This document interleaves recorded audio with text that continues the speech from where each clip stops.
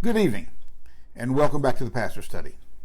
Hope tonight finds you well and safe, and being thoroughly blessed in your relationship with the Lord.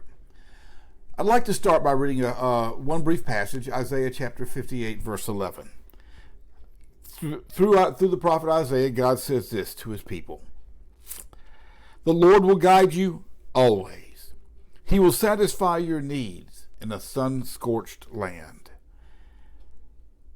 and he will strengthen your frame. You will be like a well-watered garden, like a spring whose waters never fail." God is speaking to Israel in a very difficult time. And that the middle of that verse reached out and just grabbed me.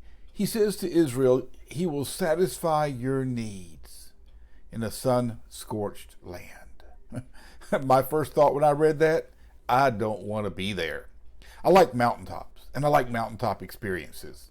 Most of you are aware I grew up in the mountains of North Carolina, and I know from experience in the middle of the summer, it is not 100 degrees and 90% humidity on that mountaintop. It's cool and crisp and fragrant. By way of background, when I went into ministry, Cheryl and I had it all set up to take a church in western North Carolina in the mountains near my family. But God had other plans and sent us to North Dakota instead. And then 12 years later, he gave us a break, and he sent us to the Maryland, Delaware Eastern Shore on the Atlantic Ocean. The only place I like better than the mountains, you got it, the ocean. I love the ocean.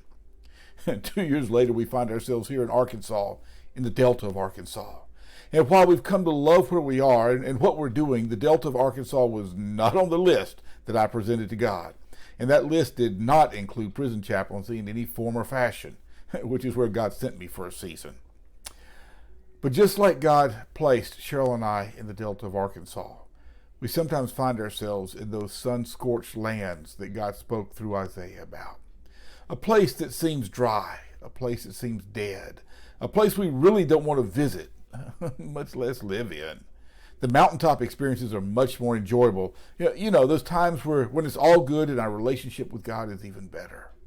It seems that we even hear his voice better in those mountaintop experiences. I know from experience when I'm in the valley, I have a hard time hearing God because I'm shouting so loudly that I want out.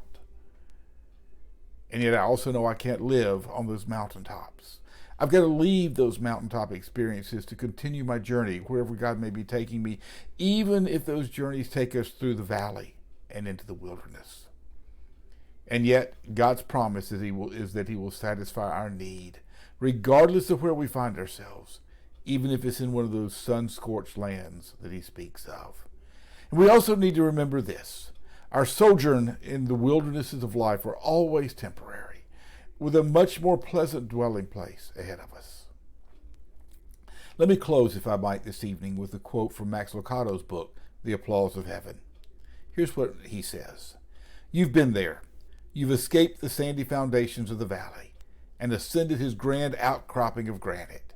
You've turned your back on the noise and you've sought his voice. You stepped away from the masses and followed the Master as he led you up the winding path to the summit. Gently, your guide invites you to sit on the rock above the tree line and look out with him at the ancient peaks that will never erode. What is necessary is still what is sure, he confides. Just remember, you'll go nowhere tomorrow that I haven't already been. Truth will still triumph. The victory is always yours."